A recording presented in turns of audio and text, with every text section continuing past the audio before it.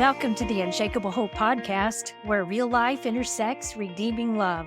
I'm Kelly Hall, and this is where we wrestle through faith questions such as how do I trust God's heart when his ways and delays are breaking mine?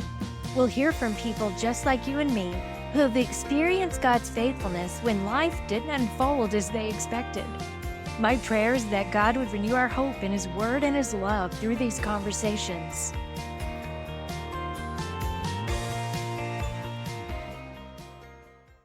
Hey friends, my guest today is Sara Brown. She's a marriage and family therapist who works primarily with children and teenagers.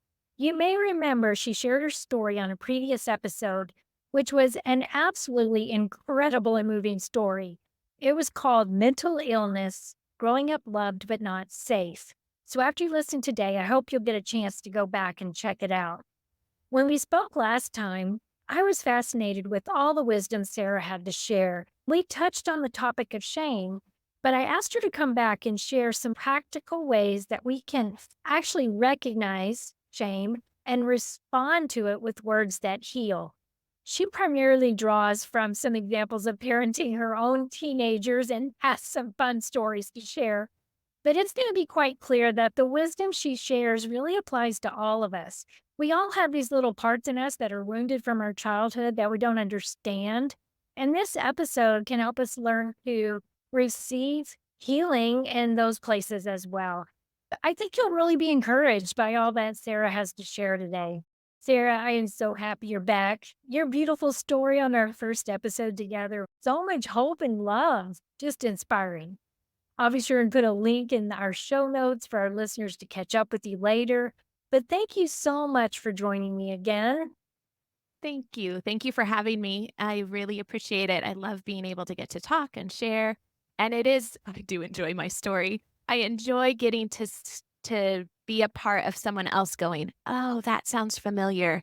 There's something on the other side of it." Yeah. Oh, that makes so much sense. So we're going to go deeper today and I'm really excited about it. I'm wondering if you could start by just giving us a recap of your story so that people can understand our conversation today. Yeah. So, my story is I grew up in a home where my mom had a serious mental illness. She was schizophrenic. And so, a big part of my story is this: what does it look like to journey out all of life when you're living with someone who's not always in touch with reality? Yeah. And how do you trust God in the midst of really hard trauma? And so my story began with my mom's schizophrenia and my dad's somewhat emotional, no, very much emotional disconnection in the midst of that. And learning how to live and trust others, trust myself, trust my parents to the extent that I could, but really ultimately trust that God is for me and is real and God is kind of the only one that I can put my foundation on when everything else seems a little bit shaky. Yeah, so that was my childhood, and then I grew up, I have 4 kids, I was a stay-at-home mom for many years, and now I'm taking my kids are more grown, and so I've taken my experience from my childhood, and I'm now a marriage and family therapist working with kids because it was something I didn't have and I needed, and so now I wanna provide that for kids who need space. Kids, young adults, even adult people who need space to process life and have someone who can give them a bit of a firm foundation and a place to just talk. Well, one of the things that I've realized is we need to be self aware and we need to teach our children how to be self aware from a young age so that they can process their emotions, so that they can talk about what's going on, so that they can become emotional, healthy adults. So, I wanted to go deeper into the area of shame and just talk about in kids, teens, and adults. What does that look like? And if we, as parents, grandparents, aunts, uncles, teachers, however we interact with children in our world, how can we learn to respond with the heart of Christ in all these different situations? So, does that make sense to you? It does. It's hard. So even as a parent, I'm now educated in this whole emotional awareness, but I wanna say that I didn't know it when I was a kid when I was raising my kids. So my son, who's 21, is looking for a therapist going, "Mom, you did not teach me how to deal with anger, and I am just expressing my anger." So I just want everyone to hear, ah, it's hard. We don't do it right. One of the things I tell parents is that our goal is only to get parenting right 20% of the time. And the rest of the time, the other 80% is you're doing really good repair. You're getting them scheduled with a therapist. You're learning for yourself and you are doing what it takes to fix where things went a little awry. But I wanted to kind of give you some things to look for when you're recognizing that shame is maybe leading your kids into the behaviors that they're acting out of, whether that's external behaviors like fits or even fights, rebellion, just I'm out of here. I'm not doing what you think I want, like what you have told me to do. You tell me to do it, I'm not going to do it. Those are kind Mm, of those external, but then there's internal shame. And so that can be eating disorders, that can be depression, anxiety, panic attacks. It can also be self harm. So there's also internal shame and external shame, and you just have to know your kids to know, are you an externalizer? So I see your stuff outside, or are you internal and you are underground stirring so much pain, so much hurt, and you don't know how to express it outside. mm. Oh, that's So good. that's hard to unravel because you might have 2 kids and they each do it differently, and you are wanting to be able to use the same tools, but they don't work for your kids. Yeah. So, noticing it's like being a detective, noticing what is happening in my kid's life. Are teachers coming and telling me, "Hey, they haven't gotten their homework done. They're falling asleep in class." Are your kids can you see it in their eyes, in their body posture? Are their shoulders slumped? Are they Eeyore, who kind of moves through the world with a little bit more of a pessimistic attitude? You start to recognize, or you can start to recognize that maybe there's a story that they're telling themselves that is shame being enacted in them. Mm, that's so good. A story they're telling themselves. I love that phrase because that tells us they're perceiving the world through a certain lens. So the things that you see that are happening, they don't look so bad. They look pretty normal and healthy, but somehow they're perceiving some things in a wrong way, something that's not true. And so the question is, how do we get to the bottom of that? What questions do we ask? What do we do? So I have 4 kids and only one of them is a girl, and my girl is the internalizer, and so she gets real quiet. She doesn't even really shut down because sometimes when you see a kid shut down, you're like, "Oh, something's wrong." She pretends like everything's fine, everything's fine, everything's fine, and I remember, I think she was an early teenager, and I went and laid down in her bed with her one night, and she was just bummed, and she was sad, and so this is 13 years of parenting this child, and I go, "Hey, what's wrong?" And she looks at me and she goes, "Why do you care now? You've never cared before." And I'm like, Oh, 13 years of caring, like, wanting to know. I had 3 boys around her who were very external, so they would talk to me. They would tell me everything. I didn't have to ask a lot of questions. But this girl needed me to go in and get quiet and ask the questions that showed I cared, and I had to change my entire parenting strategy with her because she was slow to warm up, so I needed to give her a lot of space of presence and then ask very few questions and give a lot of time for her to be able to respond. I expected, like, if I ask you a question, you give me an answer. She couldn't handle that. So she had internalized this sense of no one cares about me. mm, I'm not important. And I would go, "I'm your mom. I care about you. You are so important." But I wasn't communicating that to her in the way that she could hear. So her shame story became, "I'm not important. No one wow. cares." And every part of my heart would say, "Yes, I care." But I only showed I cared when someone was willing to talk to me about it. So Mhm. it's those things of being able to go, "Oh, I need to see how my kid is needing me to show up and then make space for them to be able to say, 'You don't care.'" And if I had come back with defense of like, no, I care. You can't tell me I don't care. Look, I bought you shoes yesterday and I took you to this place. We would have had an entire wall build up to where she would never get soft with me again because I came back with my defenses. I had to go, oh, I missed you, not intending to miss her, but I missed you. And I had to keep that humble heart of like, okay, this is my 80% of repair. I get to repair where we've gone wrong for 13 years. And that was a really devastating part of realizing I'd missed her for a really long time. Oh, wow. Well, thankfully, you were able to get to the point where that was uncovered.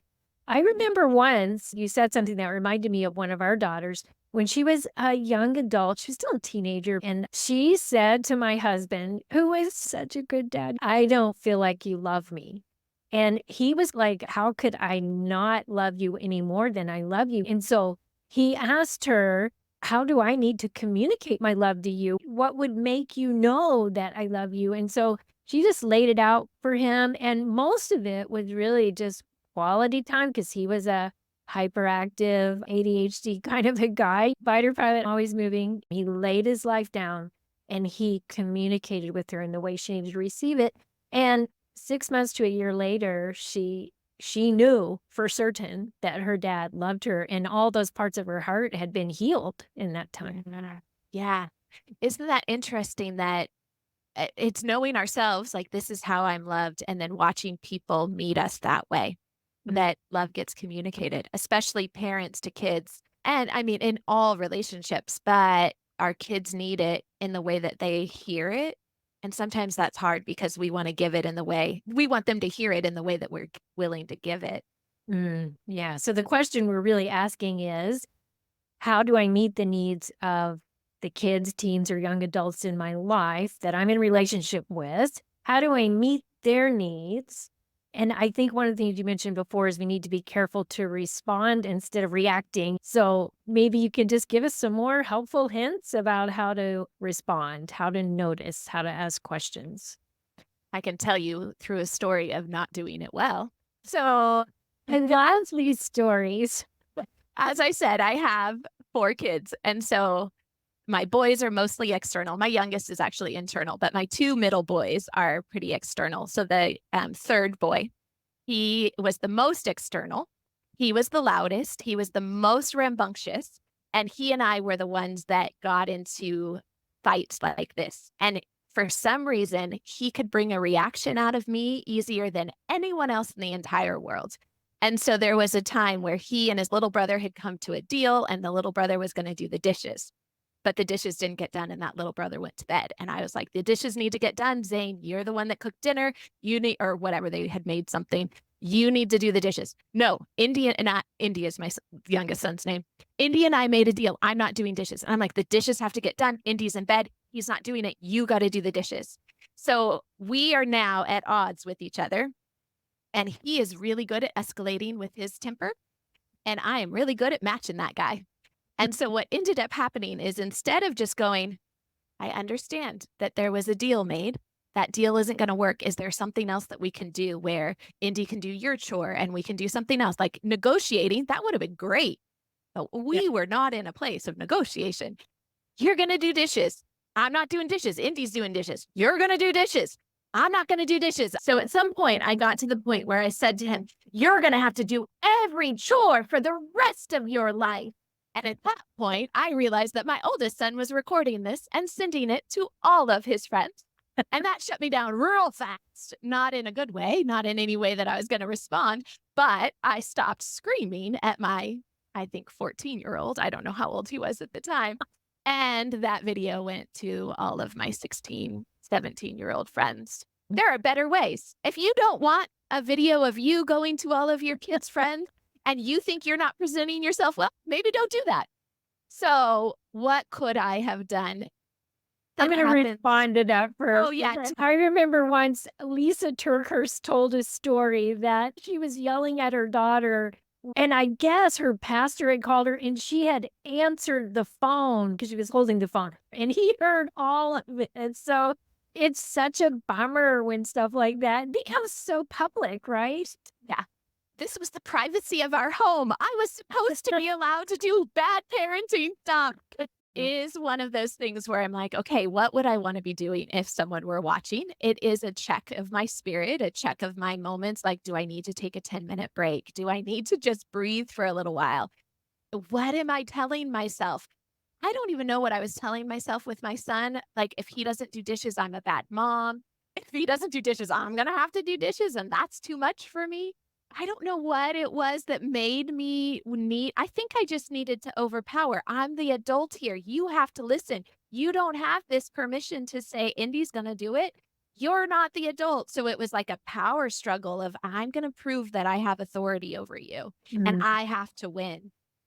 I can't And actually maybe remember if he did the dishes. I think I lost. really, I wonder too if it could have just been that you were tired, and so having the patience to stop and think of a constructive solution or a way to work through this in a more mature way. So, Tired or hungry, or you have other complaints that you've had against that kid or even mm, your spouse or friends, like, if you're emotionally already, it's harder to have those conversations for sure.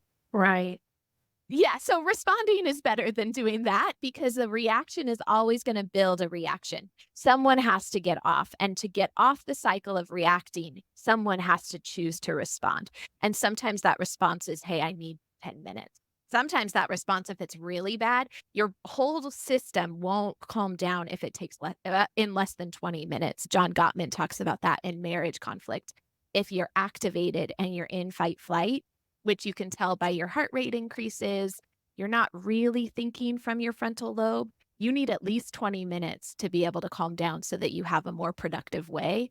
And so I tell parents that sometimes you're going to have to take a 20-minute timeout, or your kid needs to take a 20-minute. The younger they are, you might not need that much time. But as they become teenagers themselves, they may need 20 minutes to calm down so they can hear you. So that they move out of the fight or flight part of their brain into the frontal lobe area and can have constructive thought and Yes. a right perspective. Okay, that's very interesting. I'm wondering about anxiety and depression. That is definitely something that's under the surface that a child, teen, young adult, even adults may not be able to put their finger on the pulse of. They may not be able to explain it. Can you talk about some? One of the things you say a lot is we need to get curious with those in our world. And so, can you talk about some ways that you might go beneath the surface to uncover something like that? That's one of the things that's nice about some of the interventions in therapy is they're kind of tricky. So with kids or teenagers, especially teenagers who are depressed or anxious, we do this thing, and you could do it with your kids, you could do it with teens, you could do it in a classroom, you could do it at a Sunday school, where we do painting. So we say, paint your sadness, paint your depression, paint your anxiety. We call it worry or something like that, because sometimes, like you said, they can't get words to it, so they need to give a representation of it, and so Mm, painting it can from here in front of them so they can look at it with a little bit of a different eye. That's a tool that I use. The other thing you can do is you can ask the questions of, like, "What does depression tell you?" I tell them, I'm like, "I'm gonna ask a weird therapy question. How old does your depression seem?" That's a mm, weird thing. It twists their brain, and they're like, "Old? That's a weird question." Yeah. Can you answer it? And sometimes they say, I don't know, but it gives them enough like idea that there's a different way to think about it. So then I can ask things like, well, what does it say to you? Where do you feel it in your body when you're feeling depressed? Where do you feel it in your body? The three areas that you're always wanting to understand to get full understanding around anything is, what does your body feel like?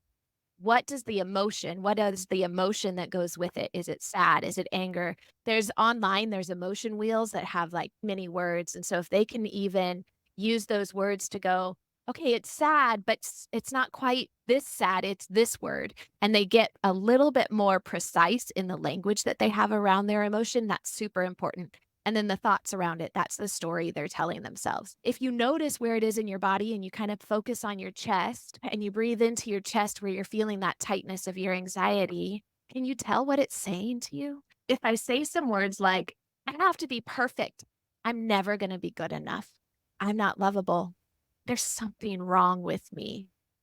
Does that ring true? Yeah. And if that's true, what emotion is it? Is it scared? Are you fearful?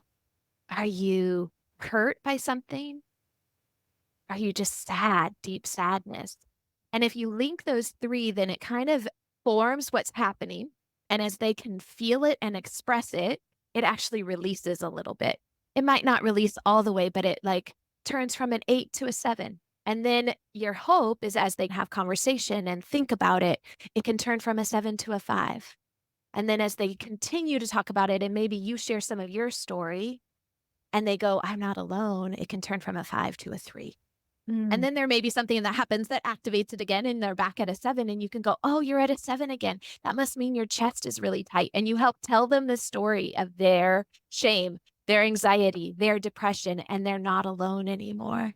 Wow. Now, I'd like what are the 3 things again? Yeah. So, body. So, what does it feel like in your body? Okay. What's the emotion? So, body, emotion, and then the thought. So, it's brain, body, emotion connection.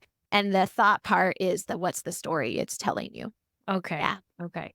So, one of the things that I've noticed is when people grow up with a lot of rejection, maybe it's their dad that just wasn't present or an absent mom, they have abandonment issues. So, the story maybe they'll tell themselves is, I'm not chosen. I'm not preferred. I have to fight really hard to get someone's attention. So, I'm unlovable.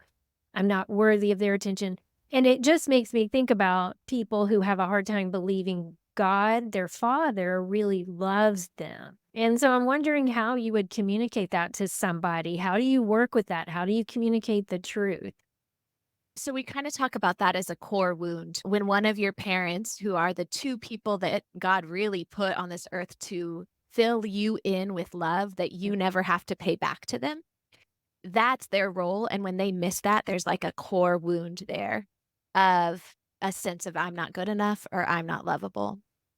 Working through that is really hard because what it sometimes takes is people, it's community, finding a community who can speak the truth to you. God is so good at covering this. I think that's so why he created so many of the parables, the parable of the prodigal son, the parable of the lost sheep. We want to believe that there is someone chasing us. And if we left or we were gone, we would be missed. And when our parents leave us, or even if our parents die and they didn't even choose it, there's this sense of, am I missed by them? Was I enough for them? Yeah. And so it's an incredibly difficult wound to heal. And it's the thing that God sent Jesus down here for, to say, Mm. I'm going to chase you. You don't get to leave. I, your father, am going to move heaven to earth in order to find you. And it's when we can rest in the fact that he would do it if it was just for us. Now, feeling it and believing it and knowing it are so many different things. So we can know it because we read the scripture, but we can't necessarily feel it until we feel it even feel it in our body until we recognize it in our community. Mhm. I see that they see that I'm worth it. I see that those times when I come with my insecurity of like, I'm not good enough, I can't do this, they go, okay, well, let's help you. Let's get you to where you feel like you're good enough. What does it take for us to be able to invest in you so that you see that God chose you? I choose you. So we call that repair. Like, oh, there's another word for it. It won't come to my mind right now, but if it does, I'll let you know. Where it's like in new relationships, you get to rebuild what was broken before. Mm. And no person's gonna be perfect, so you have to give people the benefit of the doubt of they're trying their best to do it, Yeah. but God's hands and God's feet come in the community around you. So then there's repairing. And then one of the other things that is great is that your adult self, so my 43-year-old self can go back to my 9-year-old self in my mind and go, "You did the best you could with what you had." Mm. You are lovable. You are worth hearing. You are worth knowing. And I now get to reparent myself because I will be the only person that will always show up for her because I know her. She's in me. And so there's a repair that comes from the community around me, from God, and then from my actually own adult self going, yeah, it was really hard. Yeah, Wow. you really believed you were a failure and you needed to be perfect. Wow. That's so good. I remember my daughter was really struggling, Megan. She's given me permission to share this. She went through a period of time where she really thought God was mad at her. She just could not believe that she just had a very black and white view of God in the Bible and had feelings of unworthiness and shame. She was very angry about being deaf, and she was very ashamed that she was deaf. And so that all played into this whole thing. And we had been told you need to take her to a counselor, but she wasn't at the point where she was willing to go deep and dive into those places. But as a later teenager, she was willing to go into them. And I just remember a verse God gave me for her that spoke love into her heart, and it's Psalm 18, and it's this group of scriptures, 16 through 19, that just God is saying, "Hey, I love you, I'm gonna rescue you, I'm pursuing you, I'm gonna pull you out of those dangerous places, and I'm gonna rescue you." And then the very last verse 19 says, I rescued you because I delighted in you." And it's just so beautiful, and I read that to her, and I said, "God is delighted in you, he's smiling over you," and tears just ran down her face, like, that was the moment that really broke through this lie that I am unlovable, God is mad at me. She just could not believe that God was smiling when he thought of her, when he looked at her. It was just beautiful. Yeah. Oh, I love that. One of the times that I was praying with God, he kind of gave me a picture of how little I am, this piece of dust, this like tiny thing, and how big he was. Like I just had a feeling of how great and big he was. And there was this realization that he turned his eye and he chose to say, "This little speck of dust is lovable, and I'm going to love it." And it was his turning and looking into this piece of dust that is me, that give makes me lovable, that gives me value. Like, the God of the universe is willing to see the tininess of me in comparison to him and go, "I delight in that." And so Mhm. what got shaken up in me and this realization is we need to know by God's love, it makes us lovable. God's delight, which I love that you said that because it's God's love makes us lovable. God's delight makes us delightful. And God being willing to hear us makes us have a voice. And that's who I want to be in other people's lives. I want to love so they know they're lovable. I want to delight so they know they're delightful. I want to hear so that they know they have a voice. And I think that's the hands and feet of God. That's what we're called to do to show community so that when people have that wound of, my dad didn't do this for me, my mom didn't do this for me, I don't know that I've ever experienced it. We who have Christ in us get to be the one that says, that big God, like he sent Jesus for you, who is like little nothing, but it made us everything. It made us everything. Love that so much. To believe that we are chosen, and the Bible says this in multiple places, we are chosen, and he's the God who, the Bible says, called the stars by name. He sees the sparrows, not one sparrow falls to the ground without him noticing, and we are so much more valuable than the birds and the stars. He knew us before time began. Yeah. So, Delighted in us. I love that. mm, Delighted in us. That's so important. yeah, that's so beautiful. And so I'm wondering if we notice we're reacting frequently in a particular situation, instead of responding with the love of Christ, that obviously points to something not right within us. How can we get curious about our own story? How do we figure out what's going on? Yeah. When I do therapy with teenagers, especially, knowing the parent's story is really important because the parents are often responding out of a story that they've been telling themselves, a shame story or past trauma from their childhood, whether it's big T trauma, meaning they have big stuff, or little t. So, as a parent, ask yourself, like, am I taking this more seriously than I need to? Are we in a dance of escalation where I am reacting with anger?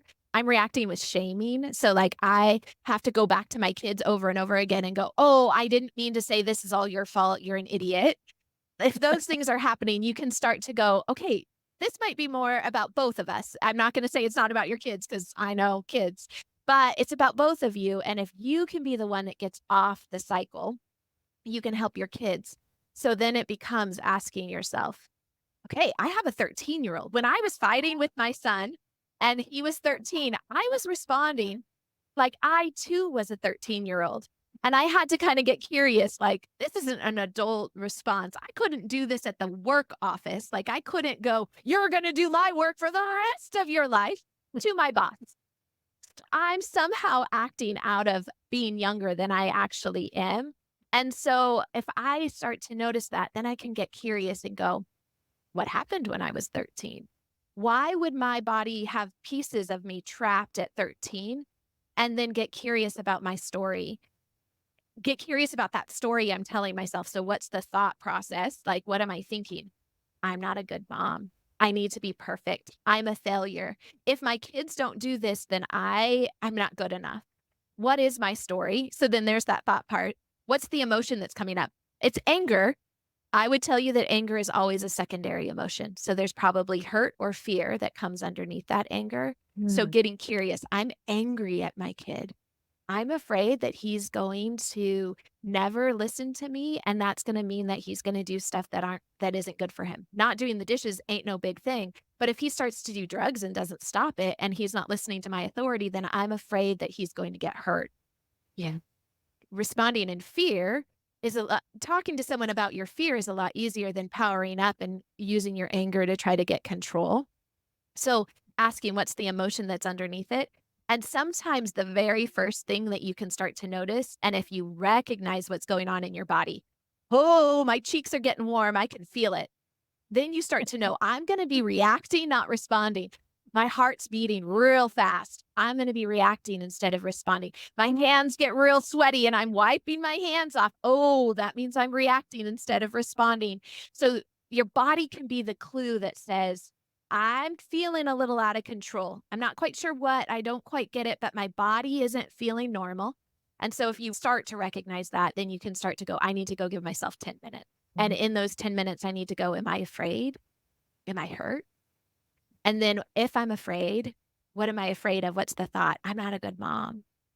And sometimes it goes, oh, I remember when I was 13 and my mom said, you're a lazy, stupid girl who's never going to be able to parent well. And that story is now going, and I'm this 13-year-old going, I'm going to parent well. I'm not stupid. I'm not lazy. But you're Wow. telling yourself a story that wasn't ever true about you. And it's affecting how you're parenting. So it's getting curious about yourself and then recognize if this is your story, what's going on in your kid's life. These things are happening in him or her too. His body is getting a little animated. Okay, maybe his stomach clenches and then he feels like he's going to throw up. I don't know what their body's doing, but they're also feeling emotions that feel out of control. And then they're telling themselves this story. So I don't know if my Zane, my kid who it's not fair. Fairness matters so much. It's not fair that I have to do those dishes. Indy said he was going to do it. So mom's not being fair. And if you're not being fair, it means you don't love me. What is the Mhm. story that's going on in his head? If we have time, I have a quick story about him. When he was 7, Yes. he all of his emotions are on his face. And so, and again, like I said, even though he was older, we have done this dance quite a few times. So at 7, there was a time where he and I had just gotten in a big fight and I could just see in his eyes something. And I was super curious about what was going on in the back of his head. So we went grocery shopping and I asked him, like, when we get into fights like that, we had calmed down and resolved it mostly.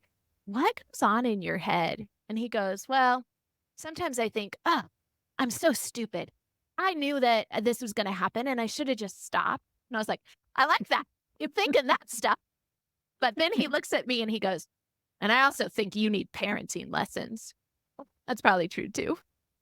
But you had a story going on. And some of the story was shaming. You're stupid. You shouldn't even get into this fight. And so then we could talk about that part. And then I had to be really gracious in this whole parenting lessons. And we joke about it now. He's 16. And I still say, yeah, I kind of need some parenting lessons when we get like this. So, Oh. yeah, so there really is a story that's going on, and they can't access it in the moment when they're in fight flight and you're noticing that activation. They don't know what their story is. But when you come back to repair and things are got calmed down, getting them in touch with what's the story they're telling themselves is really important because you need to be able to offset it. He thinks he's stupid. He's a really smart kid. I don't want him to think that he's stupid. I would rather he not do the behaviors. So there is a sense of wanting him to go, I shouldn't have done that.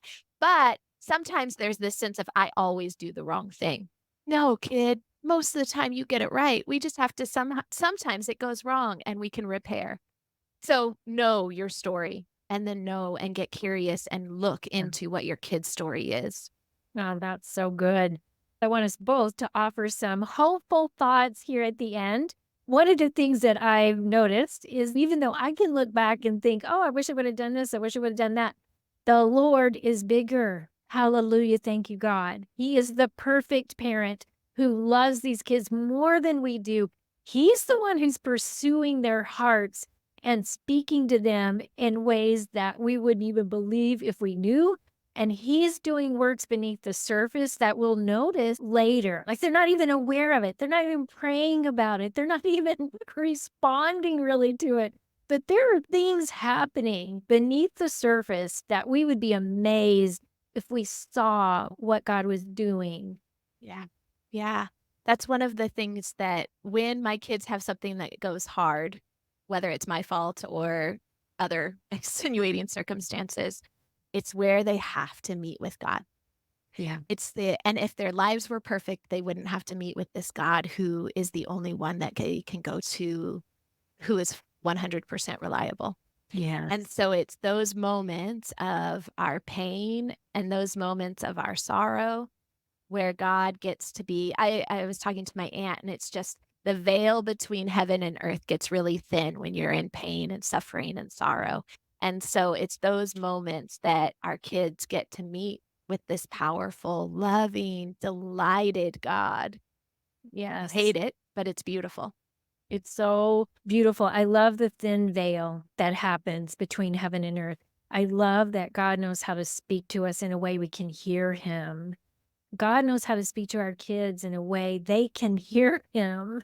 And that's so comforting for us as parents. And the other thing I wanted to mention, which I thought was so creative of God, one of the ways that he worked in our girls' lives is my oldest daughter. He healed her through getting a service dog.